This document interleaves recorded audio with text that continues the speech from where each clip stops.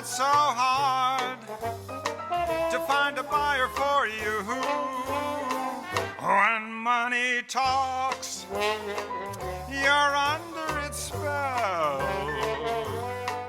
Ah, but what do you have when there's nothing left to sell? Hello, everybody. It's Alan Strickland Williams here. This is Finding My Audience with Alan Strickland Williams, already adjusting things. Yeah, it's been a minute, huh? Thank you for waiting. Thanks for being patient. Yeah, it's just been busy. Work has been crazy busy. So I was kind of doing that thing where I was like, oh, when am I going to get the time to do it? I've been trying to wake up early to do it. That just hasn't been working. But I found a half a joint in my car on the way home from work today, and that really put me in the right mood. So I'm very happy to be here. Thank you guys. Let's get some more Patreons. I want to shout out my Patreons. Thank you guys. You guys are very patient. You're the only reason I'm alive. And I mean that. I really mean that. I start crying. But yeah, tell your maybe, are you like a bully in your group? Do you have someone weaker than you that you can influence? Let's get them in on the Patreon. Let's get more Patreon dollars in. More dollars equals more time for you. Thank you. I've got some plugs right up top. I'm doing Big Sky out in Billings, Montana. You guys know anyone in Billings, Montana? Let them know. I'll be there October 1st through the 5th. You can check it out. It's Big Sky Comedy Festival. You can find all the info online. That'll be really fun. And then I'm doing the Tomorrow Show in Los Angeles this Saturday night. What would that be? That would be the 28th. It's at midnight at the Allegiant Theater. Ron Lynch's show. Always fun. Excited. If you're watching this, please throw it a like. Please subscribe. Let's get this stuff out of the way now. Please leave a nice review. Please join the Patreon. I love you. I need you. How is everyone doing? What's going on? I know it's been a minute. Let me know. Comment. If any of this stuff I say irks you or intrigues you, leave a comment. Let me know. I want to know what's going on with you guys. This is I just kind of what I'm trying to get. What I'm going to try to do more of with the podcast is just kind of putting stuff down that I want to talk about throughout the week-ish. So first off, I did something recently that I filed this under things I couldn't do if I didn't live alone. So I have like those grinders. This is very exciting stuff. I have those grinders for salt and pepper, and I was running low on the pep. So last time I go to the grocery store, I look for some pepper and I find the best deal. And what I didn't realize was the best deal was this one that came in a grinder that you couldn't really open. And I was in one of those moods. I was kind of locked in. I was kind of just going with the flow. This is something that would be very frustrating to me, and it was very frustrating. But what I did was I just kind of looked at it, and I just looked at my counter. I just kind of like did the math, and I just sort of was like, I'll just be able to, if you're not watching, I'm gesturing with my hand. I'm like, I'm just going to strike the counter with this thing, pop the thing. It's like all plastic, it's not glass. Pop the thing off, and maybe I'll make a little mess, but it'll work. And it did work. But that's definitely a thing I couldn't do if I didn't live alone. So thankfully I live alone for that. Oh, I think I took a video of it made a huge mess. I shouldn't have done it. But I think I actually might have taken a video of it. Excuse me, got my fizzy lemonade right here. Throw a little fizz in the lim. We like that. So that's something I couldn't do if I didn't live alone. Glad I got that out of the way. I saw Pulp. Oh my God, saw Pulp at the Palladium. We went the second night. Me, Casey Lai, James Fritz. Cannot lie to you saying that that date on the calendar was really something to look forward to. Didn't think we'd ever get to see them. And then they were only going to do one night. We missed out. They added another night. Thank the Lord for Jimmy Fritz. He was up and at 'em, ready to go. Pulp, I like it. It's like sneaky. How long have we gone? Oh, we've gone 5 minutes. Okay. It's like, well, that was before the thing. It's sneaky F music. I'll say that. It's sneaky F music. Trying to get around the censors here. It's huge music for guys who are only good at chain smoking and fucking other guys' wives. That's well, no, I said fucking, so well, messed it up. But it was so beautiful. What a catalog. It was amazing. Elegant, heartbreaking, pumped me up, pumped us up. We what did we do? We met at the Frolic Room for a drink earlier. Great bar. If you've never gone to the Frolic Room in LA, go to the Frolic Room. It's like right next to the Pantages, old school. We did that, and then we had a little. I had the thing, the drug. If you're a listener, you'll know I took TCB and went to the opera. TCB, 2CB, kind of like kind of like Molly, but not as insane, and it just didn't feel that crazy. And we split it, with three people. So, but super fun. Oh my God, needed that so bad. Went to the drawing room. Hadn't gone to the drawing room in a long time. Hadn't gone to the drawing room. If you've never been to the drawing room, it's like a portal to hell. Basically, it's a dive bar. But I hadn't been since before the pandemic, and I went, and we had a great time. It was fantastic, and the Hangover Friday was worth it. It felt good. Let's see. What do we? Oh, I want to check in with Jeremy Fragrance. Let me just play this on this, and then I'll edit it in. Oh, whoa! The post was deleted. Oh, whoa! Wait, that's actually crazy. It was insane. He's just like, I actually think that Jeremy Fragrance is losing his mind. Let me see if I can find another one fairly quickly, and then just substitute it in because, oh, I did see one. I saw one that was just a picture earlier that made me like laugh so hard. Where was it? Oh yeah, it's like he'll just post like a Bible verse.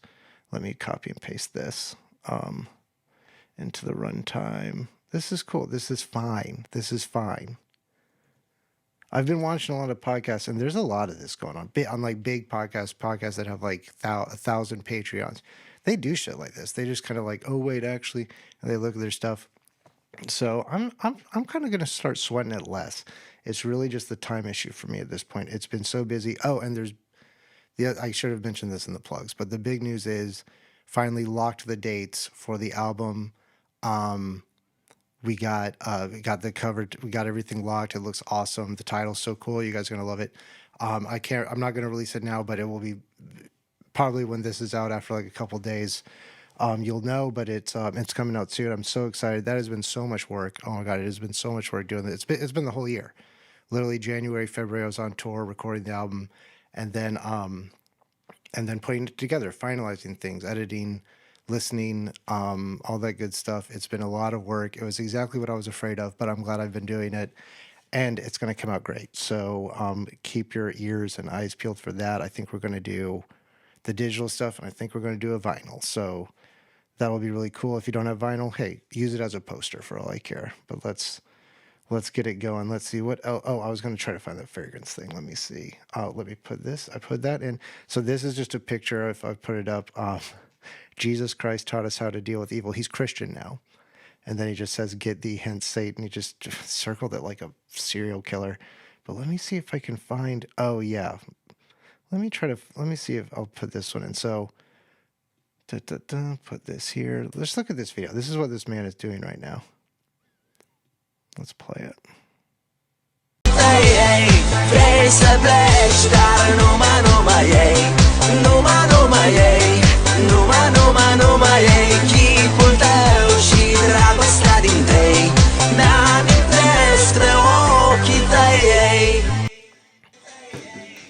Yeah, so anyway, that's what Jeremy Fragrance is up to.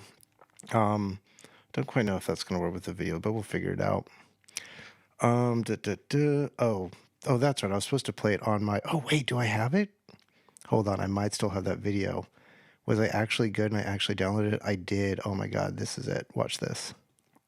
By the way, I don't like racism. I myself am Polish, and I was with black girls, with Asian girls. I always wanted to be as cool as P. Diddy. I wanted to have a house in Star Island. I love it. And, just for you to know, I'm against racism. I don't like it. I'm against racism. I don't like it. Now I realize why that post was taken down. But we have it. Oh, that makes me actually very excited. Okay, let's see. What else has been going on? John Mulaney had baby number 2 with Olivia Munn. So there's a lot going on in this. Here's the picture. This is from Olivia. May June Mulaney came into the world September 14th, 2024, the year of the dragon roar. I had so many profound emotions about not being able to carry my daughter. When I first met her gestational surrogate, we spoke mother to mother. She showed me so much grace and understanding. I knew I had found a real life angel. Words cannot express my gratitude that she kept our baby safe for 9 months and made our dreams come true. I'm so proud of my little Plum, my little dragon, for making the journey to be with us. My heart has exploded. Okay, so very sweet. And definitely not for me to be talking about any of this stuff. Proud father of a coming up on 5-year-old vasectomy over here. Although I did see in the comment section someone recently said they got a vasectomy and still had a kid. So I need to actually really I need to go. I need to do my test and make sure that it's still working or not working, whatever the case may be. But John Mulaney, what a pimp. I mean, this is incredible. People are always so crazy about John Mulaney because his fans, he was such a maybe asexual, safe, I don't know, whatever you want to say, and then he blew his world up, or basically just was a real human being, and then obviously got on a good track and everything. But yeah, I don't know, the surrogacy thing. It's I guess I'm surprised I haven't seen more people up in arms about this, but I guess other stuff has been going on, huh? I guess there is an election. Maybe the thresholds for, although people are also people have just been all over Chapel Roan recently, right? So maybe that's taking some of the thing. I just think it's cool. I think Olivia Munn, what are you gonna do? Olivia Munn's interested in you. What are you gonna do? I don't know what to tell you.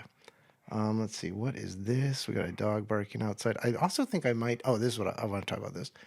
I think I might need to move the podcasting into my other room, but we'll think about that later. Things are happening up here. My mind is always working.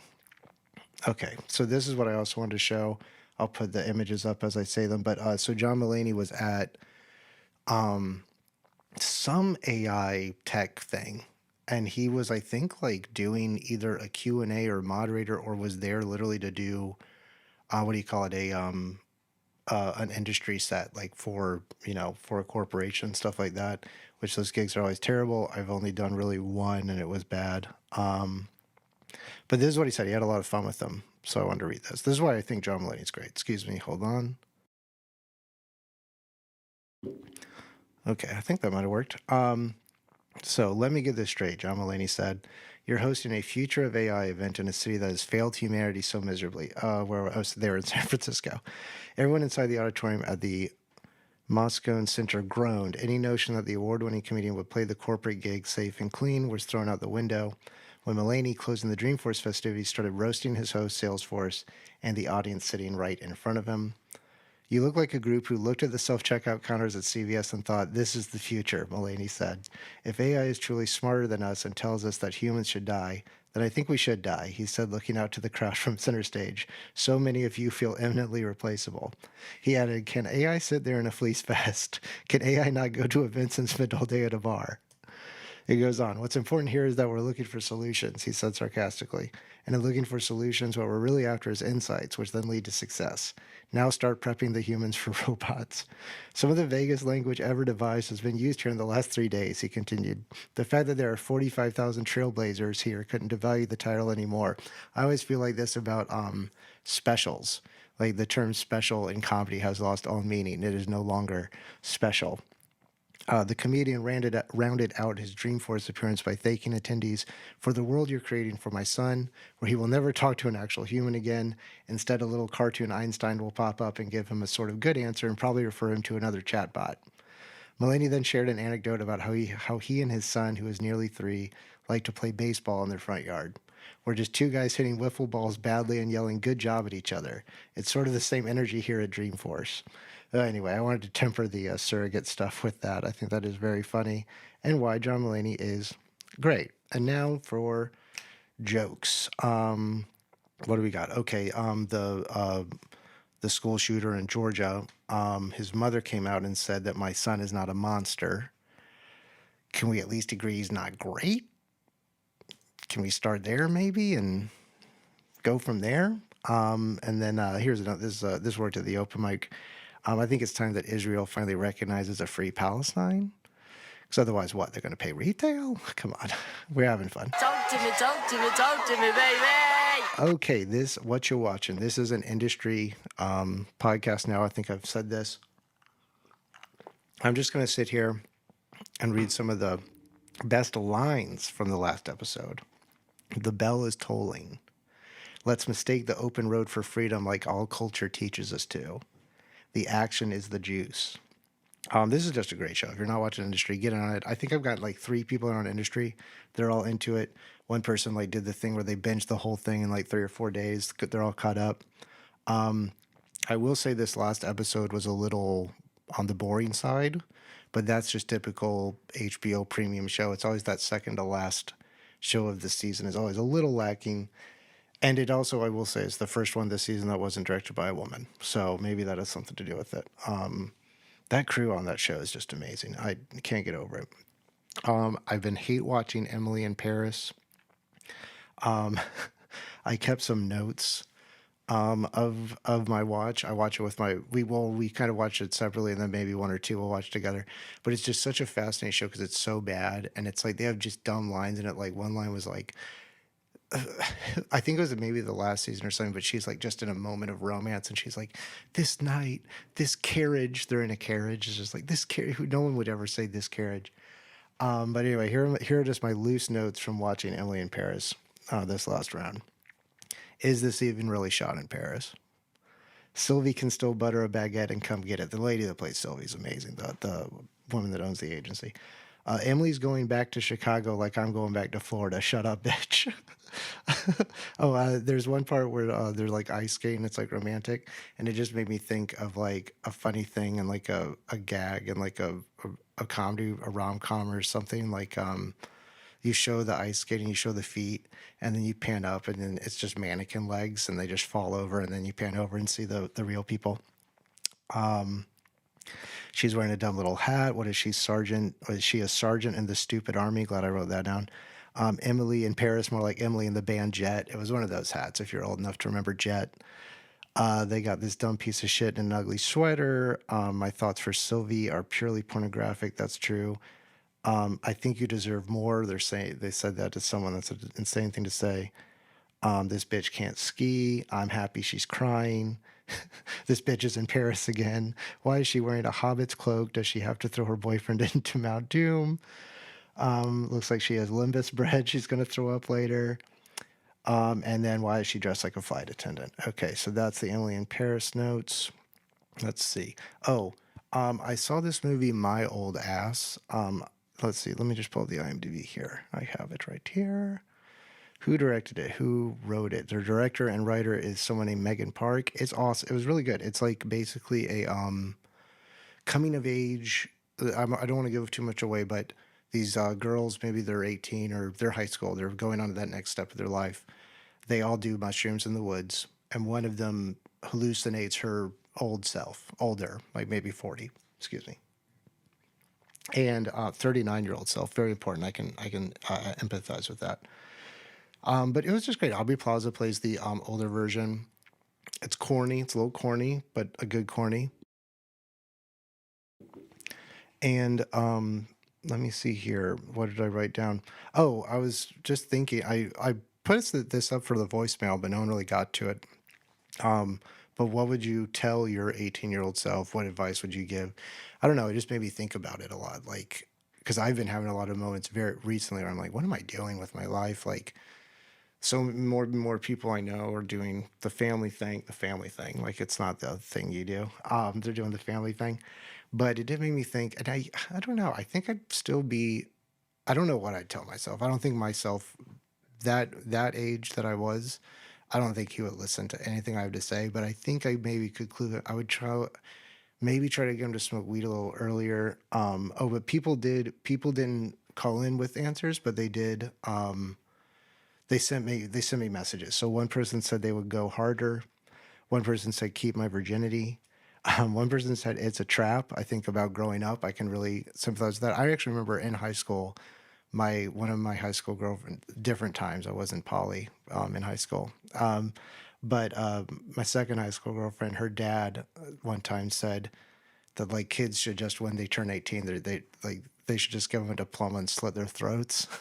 And the older I get, the more I'm into it. And then someone else said, whatever it is, stop it. But yeah, I think I'd be pretty impressed that I got out of Florida, but maybe my dating history would be a little interesting to young Alan, but I don't know what I would say really. I mean, because yeah, you affect stuff. The way they played with it was really cool. It's worth a watch. It's like I said, it's sweet, but very funny. Very good movie. Wish more people would have called in, but hey, maybe that's my fault for only putting out a podcast every two-ish weeks, right? But let's see, what else is this the last thing I wanted to talk about? Yeah, this is the last thing I wanted to show you. I just saw this and thought it was funny how it feels to talk to that one bro about stuff that we can't talk about with the rest of them. Oh man. Okay. Short episode, but we're getting back into it.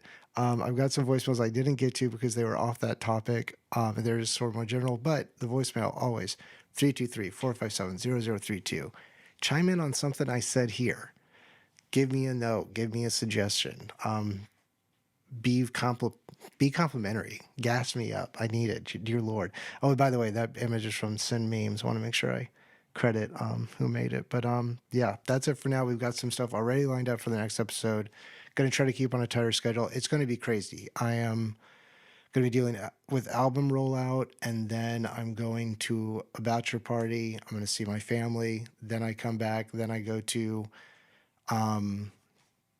the British Isles. I'm doing that trip. And then I come back, and then I go to the wedding for the bachelor party. So through the end of the year is going to be rocky. I'm just going to be upfront with you about that. But if you're here and you're having fun, thank you. Appreciate you. Need you.